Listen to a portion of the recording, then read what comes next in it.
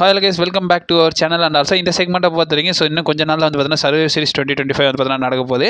So அந்த survivor சீரிஸோடைய match card prediction, betting odds எல்லாத்தையும் வந்து பார்த்தீங்கன்னா டீட்டெயிலாகவே வந்து பார்த்தீங்கன்னா ப்ரிவியூ பண்ணி பார்த்துடலாம். ஸோ கொஞ்சம் கூட ஸ்கிப் பண்ணால் பாருங்கள், அப்போ சொல்கிற அப்டேட்ஸ் எல்லாம் உங்களுக்கு ஷார்ட் ஸ்வீட்டாக புரிய வரும். நம்ம சேனல் நீங்கள் ஃபஸ்ட் டைம் வரீங்கன்னா மறக்காம ரெசல் லாங்குவேஜ் சேனலை சப்ஸ்கிரைப் பண்ணி பெல்லைக்கன் குத்துச்சுக்கோங்க. அப்போ நம்ம இன்ஸ்டன்ட் அப்புறம் ஃபாஸ்டஸ்ட் அப்டேட் எல்லாம் உங்களுக்கு இன்ஸ்டன்ட்டாக தெரிய வரும். சரி, ரைட், ஓகே, நம்ம டைம் மிஸ் பண்ணாமல் வீடியோக்குள்ள கைஸ். அண்ட் ஆல்சோ ரீசெண்டாக நடந்த ரால வந்து பார்த்தீங்கன்னா பயங்கரமான சம்பவங்கள்லாம் வந்து பார்த்தீங்கன்னா நடந்திருக்கு. குறிப்பாக நம்மளுடைய ஓடிசி ஒரு டைட்டில் ஷாட் வந்து பார்த்தீங்கன்னா கேட்டிருக்காரு. ஸோ இன்டெரக்டாக எந்த சாம்பியன் வேணும்ன்ற மாதிரி வந்து பார்த்தீங்கன்னா டீகோட் பண்ணுற மாதிரி தலைமை வந்து பார்த்தீங்கன்னா பேசியிருக்காரு. அது போக நம்மளுடைய சாம்பியன்ஸான கோடி ரோட், சிஎம் பங்க் இவங்க எல்லாருமே வந்து பார்த்தீங்கன்னா டிஸ்கஸ் பண்ணி அந்த செக்மெண்ட் வந்து பார்த்தீங்கன்னா நல்லாவே வந்து போயிருந்துச்சு. அந்த செக்மெண்ட்டில் என்ன பேசியிருந்தாங்கன்றதை டீட்டெயிலாகவே டீகோட் பண்ணி நம்ம சேனல் ஒரு வீடியோ பார்த்தீங்கன்னா அப்லோட் பண்ணியிருக்கோம். நான் காலையில் லிங்க் கொடுக்குறேன், டிஸ்கிரிப்ஷனுக்கு அவைலபிளாக இருக்கும். அந்த வீடியோ மறக்காம செக் அவுட் பண்ணி பார்த்துக்கோங்க. இந்த வருஷம் சர்வைவர் சீரிஸ் வார் கேம்ஸ் பார்த்தீங்கன்னா எங்கே நடக்க போகுதுன்னு கேட்டிங்கன்னா, ஸோ சாண்டியாகோவில் உள்ள பெட்கோ பார்க்கில் தான் வந்து பார்த்தீங்கன்னா நடக்க போகுது. அந்த அரினாவை பொறுத்த வரைக்கும் மொத்த செட்டப்பாக வந்து பார்த்தீங்கன்னா 36,650 டிக்கெட்ஸ் வந்து பார்த்தீங்கன்னா ஃபீச்சர் பண்ணியிருக்காங்க. இந்த டிக்கெட்ஸை பொறுத்த வரைக்கும் வந்து பார்த்தீங்கன்னா இது ஒன்றும் சின்ன க்ளோஸ்ட் அரினா கிடையாது. ஸோ ஒரு பெரிய ஓப்பன் அரினால தான் WWE வந்து பார்த்தீங்கன்னா இந்த வருஷம் சர்வைவர் சீரிஸ் வந்து பார்த்தீங்கன்னா நடத்துறாங்க. அதனாலே வந்து பார்த்தீங்கன்னா ஸோ டிக்கெட் செல்லிங் பெரிய லெவலில் போகும்ன்ற மாதிரி அவங்க எதிர்பார்த்துக்கு இருந்தாங்கன்னு தான் சொல்கிறோம். கரண்ட் டிஸ்ட்ரிபியூட் எவ்வளோ ஆயிருக்குன்னு கேட்டிங்கன்னா, ஸோ 34,500 டிக்கெட்ஸ் தான் வந்து பார்த்தீங்கன்னா வித்திருக்காம. இன்னும் 1,500 டிக்கெட்ஸ் ப்ளஸ் வந்து பார்த்தீங்கன்னா பெண்டிங்கில் இருக்குன்றதை வந்து பார்த்தீங்கன்னா WLC கன்ஃபார்ம் பண்ணியிருக்காங்க. ஸோ ஹைப்லாம் பயங்கரமாக போயிட்டு இருக்கு. எனக்கு தெரிஞ்ச இன்னும் 3 டேஸில் வந்து பார்த்தீங்கன்னா ஃபில் ஆயிரும்னு நினைக்கிறேன். And also last year survivor சீரிஸை பார்க்கும்போது லாஸ்ட் இயர் வந்து பார்த்தீங்கன்னா பெரிய அரினால தான் நடத்திருந்தாங்க. அப்போ செட்டப்பை பார்க்கும்போது WWE இந்த தடவை வந்து பார்த்தீங்கன்னா ரொம்ப அதிகமாகவே வச்சிருக்காங்க. லாஸ்ட் டைம் வந்து பார்த்தீங்கன்னா எவ்வளோ செட்டப்ஸ் இருந்துச்சுன்னு கேட்டிங்கன்னா, ஸோ 17,470 டிக்கெட்ஸ் தான் வந்து பார்த்தீங்கன்னா இருந்துருந்துச்சு. அதுவுமே வந்து பார்த்தீங்கன்னா வேன்கூவர் சிட்டியில் தான் வந்து பார்த்தீங்கன்னா நடத்திருந்தாங்க. ஸோ ரொம்ப சின்ன அரினால தான் வந்து பார்த்தீங்கன்னா நடத்திருந்தாங்க. இதை கம்பேர் பண்ணும்போது பல மடங்கு அதிகமாகவே வந்து பார்த்தீங்கன்னா WWE செட்டப்ஸ்லாம் பண்ணியிருக்காங்கன்னு சொல்லணும். அதுக்கேற்றாப்புல ஸ்டார் பவர்ஸ்லாம் நிறைய பில்ட் பண்ணி வச்சிருக்காங்கல்ல. ஸோ நிறைய ஸ்டார்ஸ் வந்து பார்த்தீங்கன்னா இறங்கியிருக்காங்க. கண்டிப்பாக டிக்கெட்ஸ் எல்லாம் நம்பிக்கையில் தான் வந்து பார்த்தீங்கன்னா WWE கலை இறக்கிங்கிறத தான் சொல்லணும். WWE வந்து பார்த்தீங்கன்னா எப்பவும் போல பேப்பர் வியூக்கு சென்ட் பண்ணுற மாதிரி தான் வந்து பார்த்தீங்கன்னா வச்சிருக்காங்க. ஸோ இந்த வாரம் சண்டே வந்து பார்த்தீங்கன்னா நம்ம 4:30க்கு வந்து பார்த்தீங்கன்னா பார்க்க வேண்டியது இருக்குங்க. ஸோ மார்னிங் 4:30க்குலாம் வந்து பார்த்தீங்கன்னா லைவ் ஸ்ட்ரீம் ஸ்டார்ட் ஆயிரும்ன்றது வந்து பார்த்தீங்கன்னா சொல்லியிருக்காங்க. அண்ட் ஆல்சோ WWE வந்து பார்த்தீங்கன்னா ஸோ எப்பயும் போல பேப்பர் வியூஸ்லாம் வந்து பார்த்தீங்கன்னா 4:30க்கு தான் வந்து பார்த்தீங்கன்னா ஸ்டார்ட் பண்ணுவானுங்க. அதே மாதிரி தான் வந்து பார்த்தீங்கன்னா ஸ்டார்ட் பண்ணியிருக்காங்க. இப்போ டேட் அண்ட் டைம் பார்த்ததுலேருந்து வந்து பார்த்தீங்கன்னா 4:30க்கு ஸ்டார்ட் பண்ணியிருக்காங்க. நம்ம பொறுமையாக பார்க்கலாம். அது போக வந்து பார்த்தீங்கன்னா WLC 4 மேட்சஸ் தான் வந்து பார்த்தீங்கன்னா கன்ஃபார்ம் பண்ணியிருந்தாங்கன்ற மாதிரி வந்து பார்த்தீங்கன்னா அசால்ட்டாக இருந்துறாதீங்க. ஏன்னா WWE பொறுத்த வரைக்கும் வார் கேம்ஸ் மேட்சே எப்படியும் ஒரு 1.5 மணி நேரம் வந்துடும். ஒரு வார் கேம்ஸே எப்படியும் 1.5 மணி நேரம் வந்துடும். ஸோ அது போக அடிஷனலாக 2 மேட்ச்னு பார்க்கும்போது ஸோ 2 மேட்சை பிடிஞ்சு வச்சு முடிச்சு விட்ருவானுங்க. WWE மெயின் ஃபோக்கஸாக எனக்கு தெரிஞ்சு அந்த 2 மேட்சையும் கொடுக்க மாட்டானுங்க. இப்போ வரைக்கும் கரண்ட்டாக ஃபோக்கஸ்டாக தான் பண்ணுவானுங்க. ஸோ எப்படியும் வந்து பார்த்தீங்கன்னா கிக் ஆஃப் வந்து பார்த்தீங்கன்னா விமன்ஸ் வார் கேம்ஸாக இருக்கும். மெயின் ஈவெண்ட் வந்து பார்த்தீங்கன்னா மென்ஸ் வார் கேம்ஸாக இருக்கும். ஸோ அதான் வந்து பார்த்தீங்கன்னா ஃபார்மேட்டாக வந்து பார்த்தீங்கன்னா பண்ணுவாங்க. WLC 4 மேட்சஸ் கன்ஃபார்ம் பண்ணியிருக்காங்க. ஸோ அதில் ஃபர்ஸ்ட் பார்க்க வேண்டியது நம்மளுடைய ஜான் சீனா வர்சஸ் நம்மளுடைய டாமினிக் மிஸ்டீரியோக்கான இன்டர் கான்டினென்டல் சாம்பியன்ஷிப். ஸோ இந்த மேட்சோட பெட்டிங் ஆட்ஸ்ன்னு பார்க்கும்போது இந்த இடத்துல வந்து பார்த்தீங்கன்னா இயர்லி பெட்டிங் ஆட்ஸ் இந்த மேட்ச் கன்ஃபார்ம் பண்ணதோட இயர்லி ஆட்ஸாக பார்க்கும்போது ஸோ டாமினிக் மிஸ்டீரியோ தான் பயங்கர ஃபேவரட்டியாக இருந்தார். இந்த இடத்துல டாமினிக் மிஸ்டீரியோ தான் நியூ இன்டர் கான்டினென்டல் சாம்பியன் ஆவார்ன்ற மாதிரி ஃபேன்ஸ் பயங்கரமாக கோட் பண்ணியிருந்தாங்க. பட் இப்போ கரண்ட் டேட்டில் பார்க்கும்போது வந்து பார்த்தீங்கன்னா டாமினிக் மிஸ்டீரியோ மெஜாரிட்டியாக வந்து பார்த்தீங்கன்னா லீடில் இருக்காரு. இப்போ கரண்ட் ஃபேவரட்டியாக இருக்காரு. ஜான்சினா அண்டர் டாக்காக தான் இருக்காங்க. அண்ட் ஆல்சோ இந்த இடத்துல வந்து பார்த்தீங்கன்னா ப்ரெடிக்ஷன் சொல்லும்போது இந்த இடத்துல எனக்கு வேறு வழி தெரியல. ஜான்சனாக தான் வந்து பார்த்தீங்கன்னா டைட்டில் தோக்க போகிறாரு. டாமினிக் மிஸ்டீரியோ நியூ சாம்பியனாக க்ரௌன் ஆக போகிறாரு. ஏன்னா இதுக்கப்புறமா வந்து பார்த்தீங்கன்னா சாட்டர்டே நைட் மெயின் இவனுக்கு தான் வர போகிறாரு. அதான் அவருடைய லாஸ்ட் மேட்சாக இருக்க போது.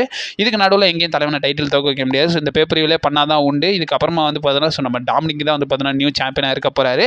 ப்ரெடிக்ஷன் பார்க்கும்போது ஸோ இந்த இடத்துல வந்து பார்த்தீங்கன்னா டாமினிக் மிஸ்டீரியோ நியூ சாம்பியனாக க்ரௌன் ஆவார்ன்றது தான் என்னோட ஒப்பீனியன். ரெண்டாவது மேட்சை பொறுத்த வரைக்கும் நம்மளே ஸ்டெஃப்னி வாக்கர் வர்சஸ் நிக்கி பெல்லாக்கான விமன்ஸ் வேர்ல்ட் சாம்பியன்ஷிப் மேட்ச். இந்த மேட்சை பொறுத்த வரைக்கும் வந்து பார்த்தீங்கன்னா இயர்லி பெட்டிங் ஆட்ஸாக வந்து பார்த்தீங்கன்னா ஸ்டெஃப்னி வாக்கர் தான் வந்து பார்த்தீங்கன்னா பயங்கர டாமினன்ஸாக இருந்தாங்க. இப்போ கரண்ட் டேட்டில் பார்க்கும்போது டில் நவ் நம்ம ஸ்டெஃப்னி வாக்கர் தான் வந்து பார்த்தீங்கன்னா லீடிங்கில் இருக்காங்க. ஸோ 2 பெட்டிங் ஆட்ஸையும் கம்பேர் இயர்லின்னு பார்க்கும்போது கரண்ட் டேட்லையும் பார்க்கும்போது இப்போ வரைக்கும் கரண்ட் நம்மளுடைய ஸ்டெஃப்னி வாக்கர் தான் பயங்கர டாமினன்ஸாக இருக்காங்க. அண்ட் ஆல்சோ இந்த இடத்துல WWE வந்து பார்த்தீங்கன்னா நிக்கி பெல்லாவை ஒரு ஹீலாக வந்து பார்த்தீங்கன்னா ப்ரொஜெக்ட் பண்ணி கொண்டு வரலாம்ன்ற மாதிரி வந்து பார்த்தீங்கன்னா வந்திருந்தாங்க. பட் அவங்களோட ஹீல் டர்ன் பெரிய லெவலில் ஒர்க் அவுட் ஆகலன்னு தான் சொல்லணும். இவங்களோட ஹீல் டர்ன் பெரிய லெவலில் ஒர்க் ஆகாதனால வந்து பார்த்தீங்கன்னா இந்த ஃபியூட் வந்து பார்த்தீங்கன்னா நார்மலாக ஒரு ஜஸ்ட் ஃபியூட் மாதிரி தான் இருக்குது. மற்றபடி இம்ப்ரெசிவாக எந்த ஒரு ஃபியூடும் வந்து பார்த்தீங்கன்னா இல்லை. போன மேட்ச் அந்த ஸ்டெஃப்னி வாக்கர் வந்து பார்த்தீங்கன்னா ஸ்டிஃபனி ஸ்டார்டன் கூட சாம்பியன் வந்து பார்த்தீங்கன்னா க்ரௌன் பண்ணியிருப்பாங்க. ஸோ அதுலேயுமே வந்து பார்த்தீங்கன்னா எந்த ஒரு ஹைப்பும் இல்லாமல் தான் இருந்துருச்சு. ஸோ அதே மாதிரி தான் வந்து பார்த்தீங்கன்னா இந்த ஃபியூடு பார்த்தீங்கன்னா இருந்துச்சு. அந்த ஃபியூடில் கூட ஓரளவு ஹைப் இருந்துச்சு. பட் இதுலேயே வந்து பார்த்தீங்கன்னா இருக்கான்னு கேட்டிங்கன்னா அந்த அளவுக்கு இல்லைன்னு தான் சொல்லணும். ஜஸ்ட் ஒரு ஃப்ரெண்டுன்ற மாதிரி தான் வந்து பார்த்தீங்கன்னா கான்செப்டை கொண்டு போனாங்க. அந்த அளவுக்கு நிக்கி பெல்லாவோட ஹீல் டர்ன் பெரிய லெவலில் வந்து பார்த்தீங்கன்னா இம்ப்ரெசிவ் ஆகலை. பட் பிட்ரையல்ன்ற மாதிரி கான்செப்ட்னு இந்த ஃபியூடு வந்து பார்த்தீங்கன்னா போகுது. இந்த மேட்ச்சில் எனக்கு தெரிஞ்ச ஸ்டெஃப்னி வாக்கர் தான் வந்து பார்த்தீங்கன்னா ஸ்டில் சாம்பியனாக இருப்பாங்க. ஸோ ஸ்டெஃப்னி வாக்கரை பொறுத்த வரைக்கும் ஆல்ரெடி கிரவுன் ஜுவல் சாம்பியன்ஷிப்பே வந்து பார்த்தீங்கன்னா வின் பண்ணிட்டாங்க. அவங்கள சீக்கிரமாக வந்து பார்த்தீங்கன்னா நம்மளுடைய ஸ்டெஃப்னி வாக்கரை வந்து பார்த்தீங்கன்னா டைட்டில் தோக்க வைக்க மாட்டாங்க. மோஸ்ட் ப்ராபப்லி ரெசில்மேனியா வர அவங்க தான் சாம்பியனாக இருக்கிறதுக்கான பாசிபிலிட்டிஸ் இருக்குது. எலிமினேஷன் சாம்பியன் சரி நம்ம ரெசில்மேனியா வர இவங்களை வந்து பார்த்தீங்கன்னா அட்வர்டைஸ்மெண்ட் பண்ணியிருக்காங்க. ஸோ மோஸ்ட் ப்ராபப்லி இவங்க வந்து பார்த்தீங்கன்னா சாம்பியனாக ரெசில்மேனியா போவாங்கன்னு நினைக்கிறேன். என்னோட ஒப்பீனியன் பொறுத்த வரைக்கும் ஸ்டில் சாம்பியனாக நம்மளுடைய ஸ்டெஃப்னி வாக்கர் தான் இருக்க போகிறாங்க. ஸோ 3வது மேட்சை பொறுத்த வரைக்கும் ஸோ விமன்ஸ்க்கான வார் கேம்ஸ் மேட்ச். இந்த இடத்துல வந்து பார்த்தீங்கன்னா ஹீல் டீம் வந்து பார்த்தீங்கன்னா நம்மளுடைய பெக்கி லிஞ்ச், லாஷ் லெஜண்ட், நயா ஜாக்ஸ், அது போக கபுக்கி வாரியர்ஸ் பார்த்தீங்கன்னா இருக்காங்க. ஃபேஸ் டீமை பொறுத்த வரைக்கும் இந்த இடத்துல வந்து பார்த்தீங்கன்னா அலெக்சா பிளஸ், ஷார்லட் ஃபயர், அது போக நம்மளுடைய Rhea Ripley, Iyo Sky and also நம்மளுடைய ஏஜிலி பார்த்தீங்கன்னா இருக்காங்க. ஸோ இயர்லி பெட்டிங் ஆர்ட்ஸை பார்க்கும்போது நம்மளுடைய ஃபேஸ் டீம் தான் பயங்கர டாமினன்ஸாக இருந்திருந்தாங்க. ஹீல் டீம் அண்டர் டாக்காக தான் இருந்திருந்தாங்க. பட் இப்போ கரண்ட் டேட்டில் பார்க்கும்போது பெட்டிங் ஆர்ட்ஸ் வந்து பார்த்தீங்கன்னா நம்மளுடைய ஃபேஸ் டீமுக்கு சாதகமாக தான் வந்திருக்கு. ஸோ ஃபேஸ் டீம் தான் டில் வந்து பார்த்தீங்கன்னா டால் ஸ்டாண்டாக வந்து பார்த்தீங்கன்னா பெட்டிங் ஆர்ட்ஸில் இருக்காங்க. அண்ட் ஆல்சோ என்னோட ஒப்பீனியனை பொறுத்தவரைக்கும் இந்த இடத்துல ஃபியூடுன்னு பார்க்கும்போது ஃபியூடெல்லாம் ஒன்றும் பெரிய லெவலில் இல்லைங்க. ஸோ கபுக்கி வாரியர்ஸ்க்கும் இந்த இடத்துல நம்மளோட அலெக்சா பிளஸ், ஷார்லட் ஃபயருக்கு தான் ஃபியூடே. இவங்க ஃபியூடில் வந்து பார்த்தீங்கன்னா நம்மளுடைய ரியா ரிப்ளே இன்வால்வ் ஆவாங்க, ஈயோஸ்கை, இவங்க எல்லாருமே வந்து பார்த்தீங்கன்னா சம்மந்தமே இல்லாமல் வந்து பார்த்தீங்கன்னா இன்வால்வ் ஆயிருப்பாங்க. என்னை பொறுத்த வரைக்கும் இந்த ஃபியூட் வந்து பார்த்தீங்கன்னா ஏதோ வார் கேம்ஸ்க்காகவே வந்து பார்த்தீங்கன்னா செட்டப் பண்ண மாதிரி தான் இருந்துச்சு. மற்றபடி ஃபியூடுன்னு பார்க்கும்போது இந்த இடத்துல ஒன்றுமே இல்லைன்னு தான் சொல்லணும். இந்த இடத்துல என்னோட ப்ரெடிக்ஷன் ஃபேஸ் டீம் தான் வின் பண்ணுவாங்கன்னு நினைக்கிறேன். ஏன்னா ஃபேஸ் டீமோட கைகள் தான் உங்களுக்கான பாசிபிலிட்டிஸ் இருக்குது.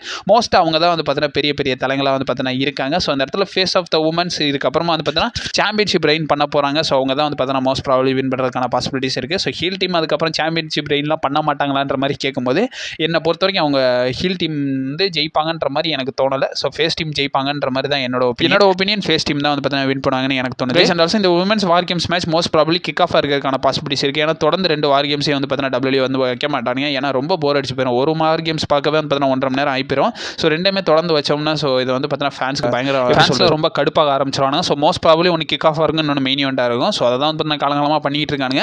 மோஸ்ட் ப்ராபப்லி இதான் வந்து பார்த்தீங்கன்னா மெயின் ஈவெண்ட்டாக இருக்கிறதுக்கான பாசிபிலிட்டிஸ் இருக்குது. ஸோ மென்ஸ்க்கான வார் கேம்ஸ் மேட்ச் இந்த மேட்சை பொறுத்த வரைக்கும் சொன்ன மாதிரி ஹீல் டீமில் வந்து பார்த்தீங்கன்னா Brock Lesnar, Bron Breakker, Bronson Reed, Logan Paul and also Drew McIntyre, இவங்க தான் வந்து பார்த்தீங்கன்னா ஹீல் டீமில் இருக்காங்க. ஃபேஸ் டீமை பொறுத்த வரைக்கும் நம்மளுடைய டிசி, ரோமன் ரெயின்ஸ், அது மட்டும் இல்லாமல் அன்டிஸ்பியூட்டட் டபிள்யூ சாம்பியன் கோடி roads, world wide champion CM bunk and also Usos பார்த்தீங்கன்னா இருக்காங்க. இவங்க 2 பேருக்குமான மேட்ச். இந்த மேட்சோட இயர்லி கார்ட்ஸ்னு பார்க்கும்போது இந்த இடத்துல ஃபேஸ் டீம் தான் பயங்கர டாமினன்ஸாக இருந்திருந்தாங்க. இந்த இடத்துல இயர்லி கார்ட்ஸ் போக இப்போ கரண்ட் டேட்லேயே வந்து பார்த்தீங்கன்னா நம்ம ஃபேஸ் டீம் தான் வந்து பார்த்தீங்கன்னா பயங்கர டாமினன்ஸாக இருக்காங்க.